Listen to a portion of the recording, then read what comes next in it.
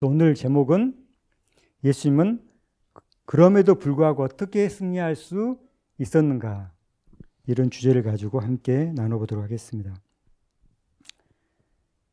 이 비결을 안다면 우리도 예수님처럼 승리의 삶을 살 수 있겠죠. 여러분 승리하고 싶으십니까? 이 한 말씀에 모든 게 다 지금 답이 나와 있는데요. 골로새서 2장 9절 10절에 화이트 주석에 나오는 말씀입니다.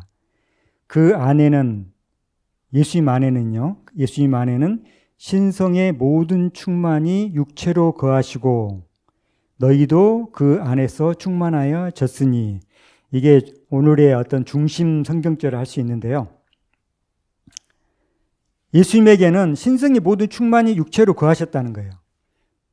여기서 육체라는 것은 우리와 똑같은 육체입니다. 타락한 본성을 가지고 타락한 육체, 타락한 본성, 타락한 도덕성, 그런 그 육체, 우리가 똑같은 육체에 거하셨는데 어떻게 해요? 신성의 모든 충만이 거했다는 거예요. 근데 이제 그 다음이 더 중요합니다. 너희도 그 안에서 충만해졌으니, 우리도 이렇게 충만해질 수 있다는 거죠. 신성이 우리 안에 충만하게 될 수 있다는 것입니다. 다시 말하면 어떻게 예수님을 승리할 수 있었는가? 신성이 모든 충만이 육체로 거했기 때문에. 그럼 우리는 어떻게 승리할 수 있는가? 우리 안에도 예수님과 같은 신성이 충만히 거할 때만 우리가 승리할 수 있다는 거죠. 만약 이러한 경험 없이 우리의 그 타락한 본성만을 가지고 우리가 죄를 이길 수 있다라고 주장한다면 이것은 이제 율법주의고 완전주의입니다. 우리가 주장하는 것은 이것이 아닙니다. 그죠? 우리의 이 타락한 육체, 이 인간의 힘만 가지고 죄를 이길 수 있다, 완전하게 될 수 있다, 이렇게 주장한다면 완전주의고 이건 잘못된 가르침이죠. 그리스도 안에는 신성의 모든 충만이 육체로 거하신다. 이것이 바로 그리스도가 처음에 세상에 들어오실 때부터 죄에 눌려 있었고 모든 일에 우리와 한결같이 시험을 당하셨지만 죄에 물들지 않고 세상 앞에 서 계신 이유이다. 이유를 분명하게 이유이다고 말씀하셨죠. 그 다음에 이제 우리도 그 충만하심에 참여하는 자들이 되지 않겠는가. 이 말씀 하나로도 사실 오늘 제가 하고자 하는 모든 설교를 다 담고 있다고 봐도 과언이 아닙니다.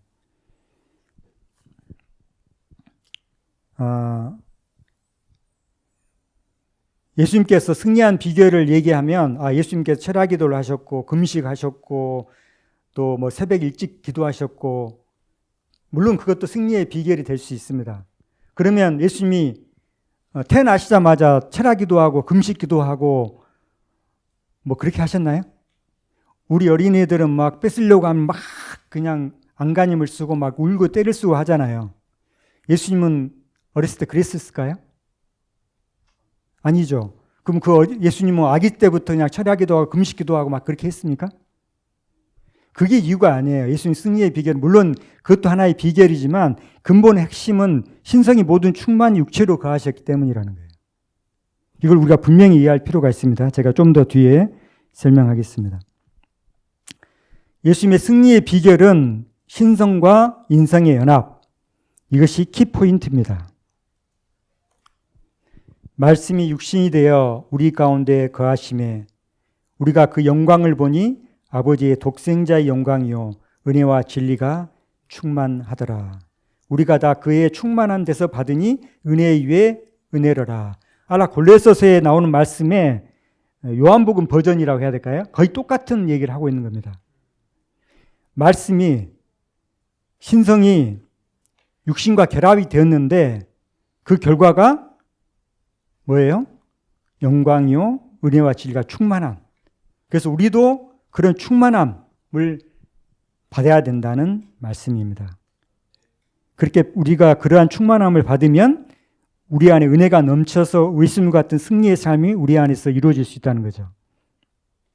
아버지께서는 모든 충만으로 예수 안에 거하게 하시고, 좀 넘어가겠습니다.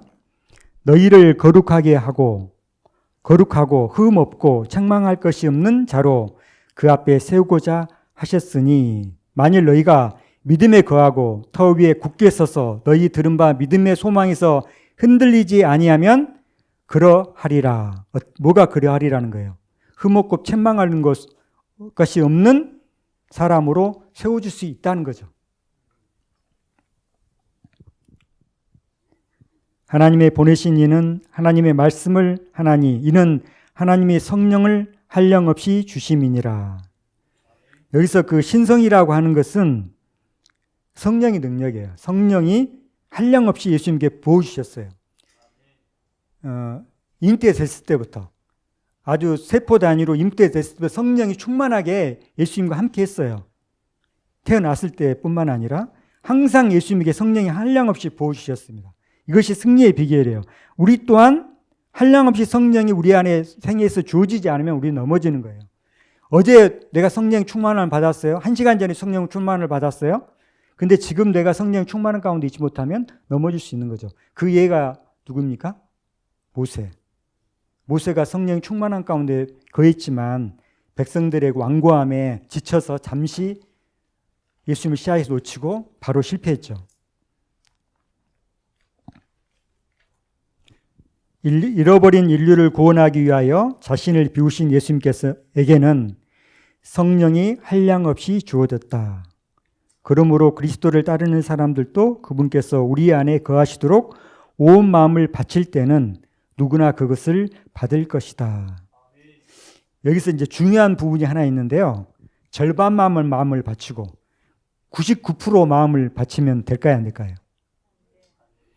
1% 남김없이 100% 바칠 때만 그렇게 될 수 있다는 것입니다. 우리 주께서는 오직 성령의 충만을 받으라고 친히 명령하셨다. 이것은 명령이면서도 이 명령 자체의 성취에 대한 약속이기도 하다. 그리스도 안에서 모든 충만으로 거하게 되고 그 안에서 충만하여 지는 것이 아버지의 큰 기쁨이었다. 죄의 능력으로부터 탈출하는 것은 불가능하다고 생각하는 많은 사람들이 있다. 그러나 우리는 어떤 인간의 가르침이 아니라 성경과 에너신의 가르침을 우리가 따라야 됩니다. 그러나 우리가 하나님의 충만하심으로 채워줄 수 있다는 약속이 있다. 그리스도의 인성은 신성과 연합되었다. 그는 성령의 내재하심으로 투쟁할 태세가 갖춰져 있었다. 우리도 투쟁하려면 이렇게 성령의 내재하심으로 무장되어 있어야 합니다. 구주께서는 무슨 목적으로 그분의 신성이 인성과 연합되었는가 관하여 당신의 제자들이 이해하기를 심히 갈망하셨다. 파란 글씨입니다. 예수께서는 사람이 당신을 믿음을 통하여 가질 수 없는 어떤 특성을 나타내시거나 어떤 능력을 행사하지 않으셨다. 이걸 다시 말하면 예수님께서 죄를 이기셨다. 죄를 짓지 않으셨다 하면 우리도 또한 믿음을 통하여 그렇게 될 수 있다는 말입니다. 그의 완전한 인성은 그리스도께서 그러하셨던 것처럼 하나님께 복종한다면 그를 따른 모든 사람들이 소유할 수 있는 그런 것이다. 확실하지 않습니까? 예, 이것이 승리의 비결이고 그 예수님이 인성에서 죄 없는 완전한 생애, 그것이 지금 우리 타락한 인성을 가지고 우리도 똑같이 그렇게 승리할 수 있다는 것입니다. 소유할 수 있는 그런 인성이라는 거예요. 우리가 이런 경험을 다 해보셨죠? 우리가 그 경험을 해보지 않았다면 그 경험을 해봐야 됩니다. 그 안에는 신성의 모든 충만이 육체로 거하시고 너희도 그 안에서 충만해졌으니 그는 모든 전사와 권세의 머리시라. 이 얼마나 놀라운 생각인가. 그리스도 안에는 신성의 모든 충만이 육체로 거하시고 너희도 그 안에서 충만해졌다. 심령을 하나님의 성령 역사에 완전히 복종시키기까지는 인간은 결코 행복을 맛볼 수가 없다. 성령은 회개한 영혼을 모본이신 예수 그리스도와 같아지게 한다. 성령이 예수님처럼 우리를 변화시킬 수 있습니다. 주 예수께서는 성령을 통하여 역사하신다. 왜냐하면 성령은 그분의 대리자이시기 때문이다. 성령을 통하여 그는 영적 생명을 사람에게 부어주신다. 그래야 선에 대한 그의 능력을 촉진하며 그의 도덕적 부정을 씻어주신다. 그리고 그에게 하나님의 나라에 들어갈 적합성을 이루어 주신다. 이 모든 것이 성령을 통해서 이루어집니다. 거룩하게 하시는 자는 누구입니까? 거룩하게 함을 입은 자들, 우리죠. 다 하나에서 난지라. 그러므로 형제라 부르시기를 부끄러워 아니하시고. 그래서 형제가 되는 거예요. 근데 만약에 예수님은 거룩한 분이세요. 근데 우리는 거룩하게 될 수 없어. 우리는 타락한 본성을 가졌기 때문에 죄를 이길 수 없어. 그러면은 어떤 형제입니까? 아닙니까? 형제가 아니죠. 그런 사람은, 그런 믿음을 가지고 있는 사람은 형제가 아닙니다. 거룩함을 입은 자만이 그분의 형제가 되는 거예요. 성화된다는 것은 신성에 참여하며 예수님의 마음과 정신을 깨닫고 그리스도의 학교에서 배우는 것이다. 우리가 신성에 참여하지 않고 성화될 수가 없습니다. 완전한 이상은 바로 그리스도 안에서 발견되어 왔다.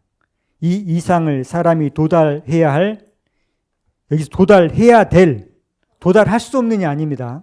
도달해야 될 유일무이의 참된 표준으로 나타내기 위해, 다시 말해 사람이 각각 어떤 인물이 될 수 있는지, 그리스도를 영접한 모든 사람이 신성에 내재한 인성의 삶을 살면 어떻게 되는지 보여주기 위해 그리스도께서는 이 세상에 오셨다.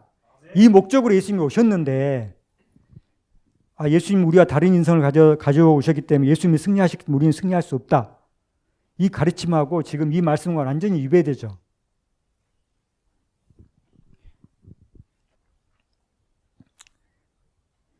예수님의 성육신은 타락한 인간, 우리들이죠. 즉, 내 안으로 하나님이 들어오실 때, 성령이 거하실 때 어떻게 될 수 있는지의 예표입니다. 이해되시죠? 예. 그래서 예수님이 성육신 하신 거예요. 그래서 이 성육신에서 우리와 다른 본성을 취하셨다라고 가르치면 이 예표가 될 수 없는 거죠. 그리스도께서는 신성과 연합될 때에 어떠한 완전한 인성을 이룰 수 있는지 그 모본을 보여주시기 위하여 이 세상에 오셨다. 너무나 분명한 말씀들이 이렇게 기록되는데, 이렇게 많은 말씀이 제가 지금 일부만 찾아온 것이죠. 이런 말씀들 찾자면은 엄청나게 많이 있습니다. 성육신하신 예수님은 신성과 인성이 결합되어 있는 상태입니다. 그 안에는 신성의 모든 충만이 육체로 거하시고, 아까 요한복음에 있는 말씀, 빛으로 오신, 빛으로 육신 안에 오셔서 그 결과는 은혜와 진리가 충만한 상태가 되는 것입니다. 하나님의 보내신 이는 하나님의 말씀을 하나니 이는 하나님이 성령을 한량없이 주심이니라. 언제부터요? 잉태된 순간부터 성령이 한량없이 예수님에게 주어졌어요. 그것이 승리의 비결입니다. 예수님의. 이기기를 원하는 사람은 그들의 전 존재의 모든 능력을 활용해야 한다. 그리스도는 우리의 모본이 되기 위하여 오셨고 우리도 신의 성품에 참여하는 자가 될 수 있다는 것을 우리에게 알려주시려고 오셨다. 어떻게 참여할 수 있는가? 정욕으로 인하여 세상에서 썩어질 것을 피함으로 신의 성품에 참여할 수가 있다. 저는 이 말씀을 좀 이렇게 이해합니다. 제가 말씀이 어디 있는지는 기억은 안 나는데 이런 말씀이 있습니다. 우리를 끊임없이 율법에 일치시키려고 해야 돼요. 우리가 살다 보면 때때로 내 마음이, 내 행동이, 내 순간적인 스쳐가는 생각이 말씀에 율법에 일치되지 않을 때가 있어요. 그때 그 마음, 그 생각, 그것을 즉시 굴복시키고 하나님의 마음, 하나님의 율법에 내 자신을 일치시키려고 해야 돼요. 그것이 바로 세상에 썩어질 것을 피함으로 라는 의미라고 저는 생각합니다. 사탄은 그리스도를 이기지 못하였다. 그는 구주의 영혼에 발 붙일 곳을 찾지 못하였다. 그는 그의 발꿈치에 상처를 입히기는 했지만 그의 머리는 손도 대지 못하였다. 그리스도는 자신의 모본으로 인간도 완전하게 설 수 있다는 것을 분명하게 하셨다. 여기 완전하게 될 수 있다고 하셨잖아요. 예수님처럼. 예수님이 완전하신 것처럼 우리도 완전하게 설 수 있다고 에너시는 말하고 있어요. 인간은 악을 저항할 수 있는 능력을 가질 수 있다. 그것은 땅이나 죽음이나 주옥까지라도 정복할 수 없는 능력이요. 그리스도께서 이기신 것 같이 이길 수 있는 곳에 그들을 처하게 하실 수 있는 능력이다. 신성과 인성이 그들 속에서 연합될 수 있을 것이다. 예수님만 인성과 신성이 결합되는 게 아닙니다. 우리도 그렇게 될 수 있는 거예요. 이것이 우리의 승리의 비결입니다. 그러면 신성과 인성이 그들 속에 연합된 자들이 성경에 기록되어 있습니까? 한 예를 들어서 한 사람만. 예? 예. 다니엘. 오늘 새벽 예배 시간에 오늘 원장님께서 말씀해 주셨죠? 그 후에 다니엘이 내 앞에 들어왔으니 그는 내 신의 이름을 쫓아 벨드사살이라 이름한 자요. 그의 안에, 다니엘 안에는 거룩한 신들의 영이 있는 자라. 이게 지금 누구의 지금 말입니까? 누부알네살이 도 알아요. 저 벨드사살, 저기 다니엘 안에는 하나님 영이 거하는 사람. 이게 지금 신성과 인성이 결합된 사람이 얘가 바로 다니엘입니다. 그래서 다니엘이 그러한 고결한 삶을 살 수 있었던 거예요. 다니엘이 무슨 특별하게 어떤 특별한 게 태어나서 그런 게 아닙니다. 물론 이제 그 부모의 어떤 교육과 훈련과 어떤 가르침과 그런 것들도 굉장히 요긴하게 작용을 했겠지만 신성이 그 안에 충만하게 거했기 때문에 다니엘이 그런 삶을 살 수 있었던 것입니다. 9절도 내 안에는 거룩한 신들의 영이 있었은즉 18절에도 거룩한 신들의 영이 내 안에 있다고 이렇게 인정하는 사람이었습니다. 세상의 왕도. 자, 예복에 대해서 한번 살펴보겠습니다. 온전한 품성을 표상하는 예복. 이 예복은 다시 말하면 믿음으로 말미암은 의거든요. 그러니까 우리가 믿음 말미암은 의를 받았다, 어떤 칭의를 얻었다라고 말하면서 온전한 품성이 없다라고 말하면 그 사람은 온전한 예복을 입은 것일까요? 지금 오늘날에는 품성 따로 칭의 따라요. 그죠? 성화는 있어도 되고 없어도 되고 칭의로 우리가 구원받는다. 이렇게 지금 가르침이 그래요. 지금 요즘 가르침입니다. 그래서 칭의는 성화는 순간이고 뭐 칭의는 뭐라 하겠죠? 뭐 평생의 경험이라 했나? 완전히 지금 뒤집어가지고 말을 들으면 그럴듯해요. 뭐 넉넉히 나는 완전주의자 있자 그 책에 저도 그 책을 옛날에 읽을 때 이게 뭐 좀 센세이션한데 좀 그럴듯한데 하면서 정말 그럴듯했어요. 그러니까 이런 말을 들으면 이게 잘못된 가르침이 이렇게 이상하게 그럴듯하게 들리면서 우리 속에 파고든다는 것입니다. 예복에 대한 비유는 가장 중대한 공과를 우리에게 가르쳐준다. 혼인으로서 인성과 신성의 연합이 표상되었고 예복은 혼인잔치에 참석할 자로서 마땅히 가져야 할 합당한 품성을 표상한다. 그래서 이 예복을 어떻게 입게 되는가 하면은 우리 안에 신성과 인성이 결합될 때 이 예복을 비로소 입을 수 있는 거예요. 사탄은 사람이 하나님의 계명을 지킬 수 없다고 주장한다. 우리 자신의 힘으로는 계명을 지킬 수 없는 것이 사실이다. 우리는 죄를 이길 수 없다. 이길 수 있다는 것이 잘못된 가르침이나 우리는 죄를 이길 수 없다는 거잖아요. 근데 지금 그것이 우리라는 것은 예수님을 믿기 전에 사람을 말하는 게 아니잖아요. 예수님을 믿고 난 뒤에 사람들에게 해당되는 말이거든요. 우리라고 표현을 했으니까. 여기서 우리 자신의 힘으로는 인간의 힘만으로는 계명을 지킬 수 없다는 것이 사실이다. 그러나 여기서 중요한 그러나예요. 그러나 그리스도께서 사람의 형상을 취하시고 이 땅에 오셔서 당신의 완전한 순종을 통하여 신성과 인성이 연합될 때 하나님의 모든 법도를 지킬 수 있다는 것을 증명하셨다. 영접하는 자, 곧 그 이름을 믿는 자들에게는 하나님의 자녀가 되는 권세를 주셨으니 이 권세는 사람에게 있는 것이 아니다. 이 권세는 곧 하나님의 권세이다. 사람이 그리스도를 받아들일 때 그런 그리스도의 생애를 살 수 있는 능력도 받게 된다. 하나님께서는 당신의 자녀들이 온전하게 되기를 바라신다. 온전하게 될 수 있다는 것이 잘못된 가르침, 우리 교회가 그걸 가르치지 않는다고요? 만약 그렇다면 그거 잘못된 것입니다.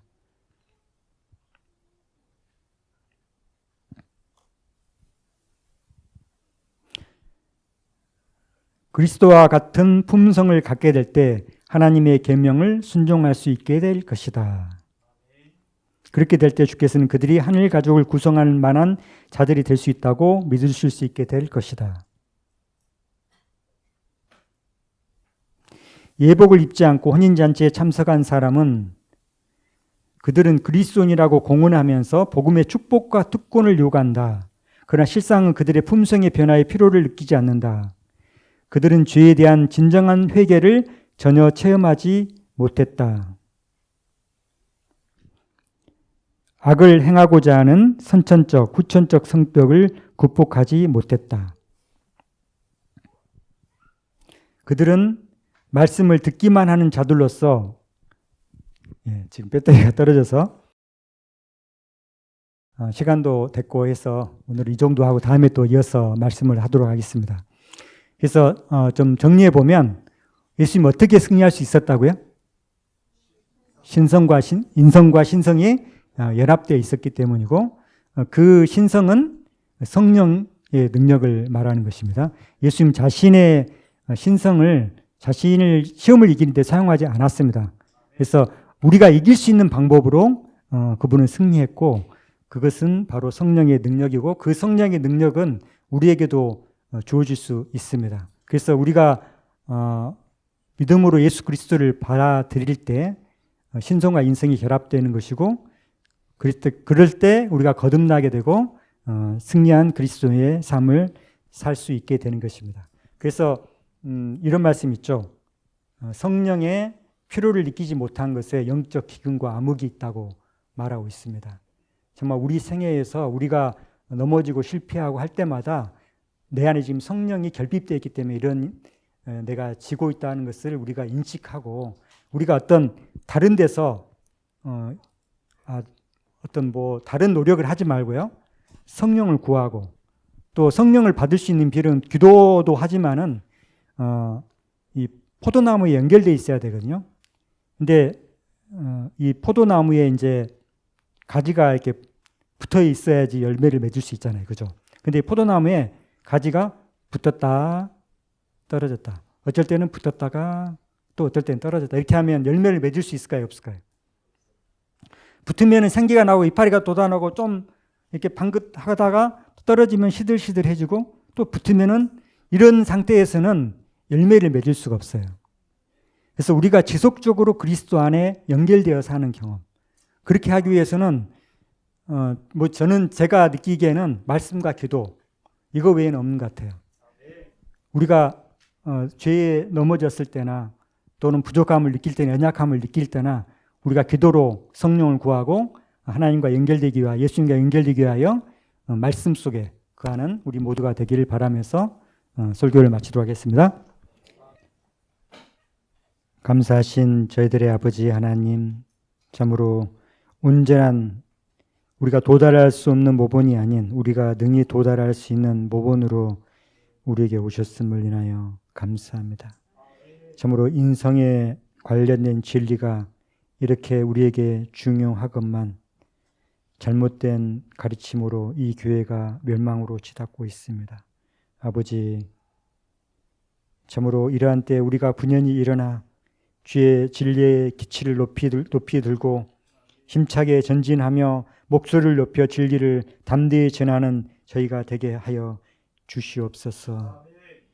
참으로 두 분의 아프신 분들에게 주님 함께하여 주시고 우리 성계님은 많이 회복되어질 수 있도록 도와주셔서 감사합니다. 또 지금 수술을 앞두고 있는 그분에게도 주께서 함께하여 주시사 모든 것들이 주님의 은혜 안에서 이루어질 수 있도록 축복하여 주시옵소서. 예수님의 이름으로 간절히 기도드리옵나이다. 아멘.